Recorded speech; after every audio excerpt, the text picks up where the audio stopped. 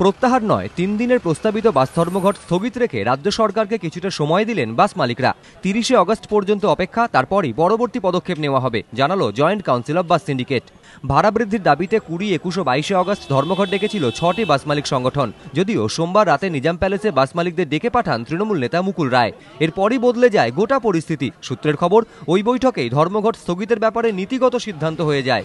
মঙ্গলবার নিজেদের মধ্যে বৈঠকের পর আনুষ্ঠানিক ঘোষণা করেন ধর্মঘটি বাস মালিকরা। জয়েন্ট কাউন্সিল অব বাস সিন্ডিকেটের দাবি, সিঙ্গাপুর থেকে মুখ্যমন্ত্রী ফিরলে তার সঙ্গে দেখা করানোর আশ্বাস দিয়েছেন মুকুল রায়। সেই কারণে আপাতত ধর্মঘট স্থগিতের সিদ্ধান্ত। 30শে অগস্ট পর্যন্ত অপেক্ষা করে পরবর্তী পদক্ষেপ নেওয়া হবে। উনি বললেন যে এই মুহূর্তে রাজ্যের মুখ্যমন্ত্রী বিদেশে আছেন।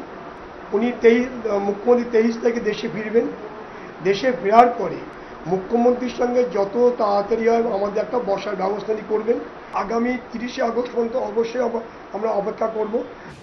প্রসঙ্গত, দীর্ঘদিন ধরে ভাড়া বৃদ্ধির দাবি জানিয়ে আসছে বাস মালিক সংগঠনগুলি, কিন্তু মানতে নারাজ রাজ্য সরকার। প্রতিবাদে প্রথমে 25শে জুন থেকে 3 দিনের বাস ধর্মঘটে ডাক দেন মালিকেরা, কিন্তু সরকার দাবি খতিয়ে দেখার আশ্বাস দিলে সে ধর্মঘট তুলে নেওয়া হয়। এরপর পরিবহন সচিবের নেতৃত্বে বিশেষজ্ঞ কমিটি করে সরকার। 25% ভাড়া বাড়ানোর প্রস্তাব দেয় ওই কমিটি, কিন্তু ঐক্যমত্য না হওয়ায় বিধানসভায় পরিবহন সংক্রান্ত কমিটিতে প্রস্তাবটি খারিজ হয়ে যায়।